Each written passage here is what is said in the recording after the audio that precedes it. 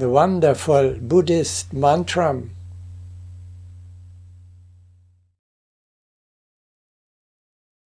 I take refuge in the teaching, in the teacher, and in the community.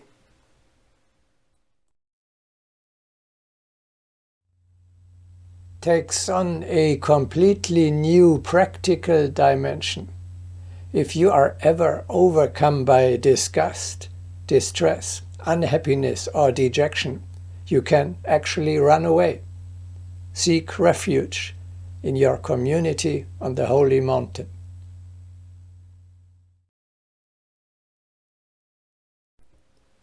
Knowledge of transitoriness results in a feeling of breaking away from the earth and impels the spirit to those planes where man verily dwells in his fiery essence.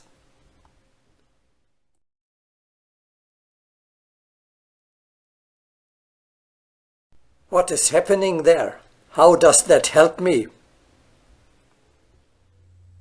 Your friends and classmates pat you on the back encouragingly and assure you, you can bear that. This too shall pass. There are only a few hours left until you can return to heaven in the evening. What you are experiencing now is completely insignificant. All of us, and you yourself, have already survived much worse in the millions of years of your earthly and supermundane existences. Your teacher smiles mysteriously, and a light dawns on you.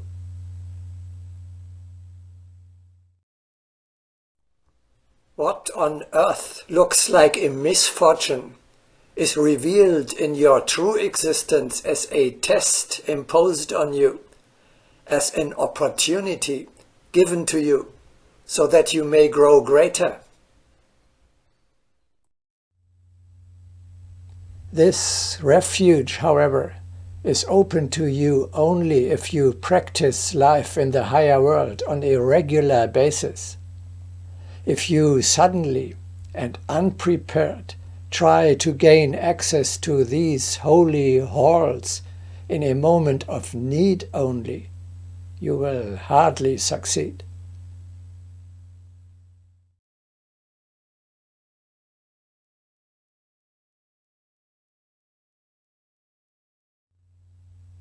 Participation in the life of the higher world means, of course, communicating with the inhabitants of these spheres. It would not be life if you would not be able to get in contact with all these beings that surround you. Of course, a natural living exchange between the different levels of the one overall world is possible. One of the characteristics by which you recognize the new man is, he makes this possibility become a reality, which is already everyday practice of the Mahatmas.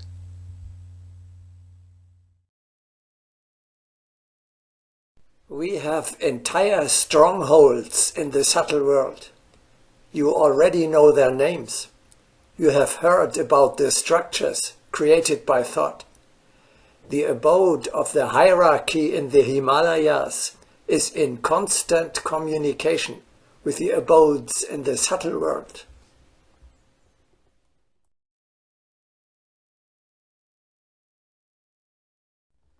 We have often referred to the example of Jesus, who was able to talk to Moses and Elias in the state of transfiguration.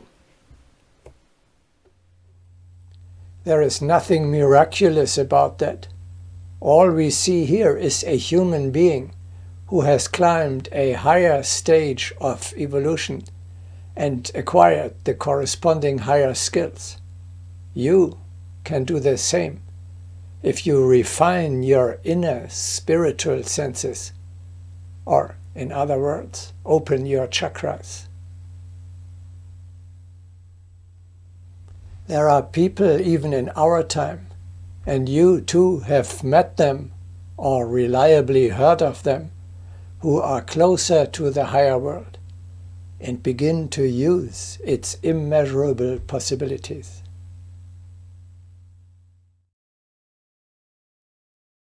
A hermit was once asked how he could dwell in continuous silence. He was much surprised and said, "On the contrary, I am never silent, but converse constantly. So many companions visit me."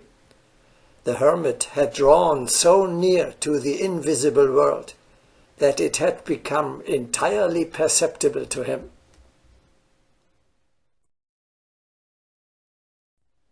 Prayer became communion, and the world beyond revealed itself in all its magnitude.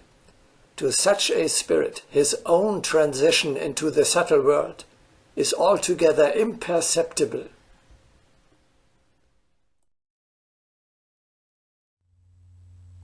Visit the world of the soul again and again, like a child, in your imagination.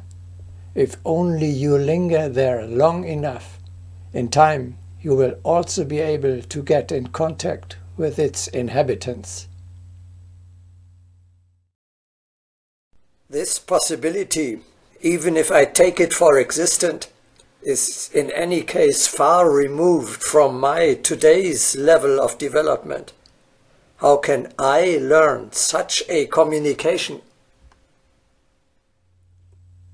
We will talk about the refinement of your spiritual senses in more detail in the broadcasting Education of the Eternal Individuality.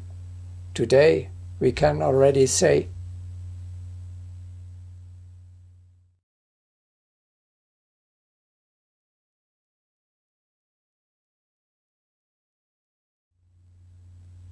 meditate regularly. As we had discussed in detail in the broadcasting Communion with the Higher World meditation, Agni Yoga meditation is above all a conversation with your spiritual father, your teacher. Practice this, and you will make progress in time. Then you may extend this exercise to communication with your non-incarnated soulmates, your friends, disciples, and classmates. In this way, step by step, you will learn quite naturally to talk to inhabitants of the subtle world. Once you are experienced in the practice of morning meditation, you may also in the course of the day, in the middle of earthly life, stop once in a while and ask for advice.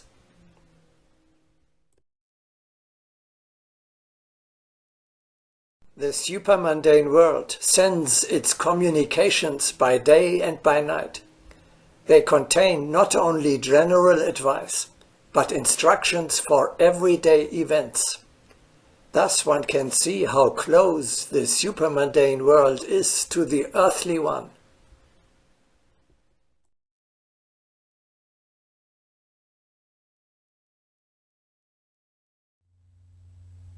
Such a communication with other souls takes place more often than you think, and many times even without your being aware of it. Let us listen to the famous notes of a doctor from the time immediately after World War II. The inner ear also sharpens and makes us ready to follow spontaneous inspirations. It has never been so easy for me to make resolutions as in this time. Suddenly I have the feeling that I have to go to Schwalgendorf quickly. And when I arrive there, a few hours later, I can be sure that I will be greeted with the words, "Oh, there you are. We were just thinking about how we could get you here." We can take the term communication a bit further and speak more generally of interaction. Souls meet on the subtle plane and interact there, before they come together in the material world.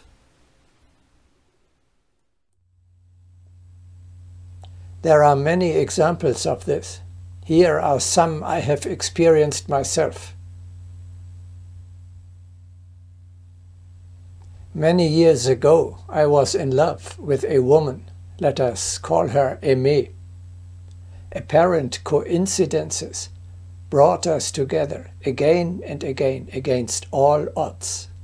Here are some of the most astonishing incidents, all of which took place within a few weeks. One Sunday I go to church, which I don't do often. The church is packed. I squeeze into a pew somewhere. I feel someone fixing me. And who is sitting behind me? Aimée. One afternoon a kind of inspiration reaches me, and I decide to go to the opera that very evening, alone, although I don't even know what is being played. I have never done anything like this before or since in my entire life. And who do I meet there? Aimée.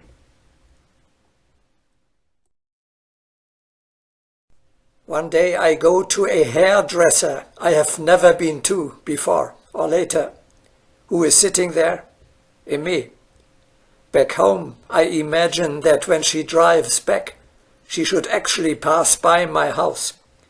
I resist the temptation to stand at the window waiting for hours. But then I go to the window one time only, and at exactly this very moment, she is driving by, down below, in her fancy sports car.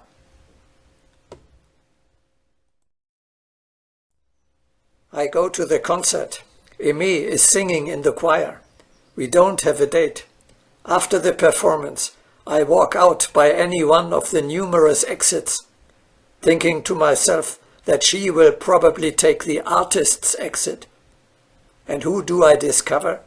Among the thousands of visitors streaming out, when I look back just once, a few meters behind me, Aimée.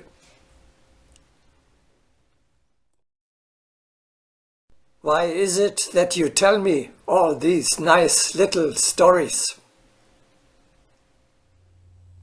In order to open your eyes to occurrences that can be found in large numbers in your life too, incidents whose essential aspect does not take place on the material level, but invisibly in the subtle world. Quite obviously, the love of our souls did draw our bodies together. If only you open your consciousness, your eternal individuality will begin to participate in its true existence in the higher world. Then you will also be able to perceive and consciously use the possibilities of the fourth dimension.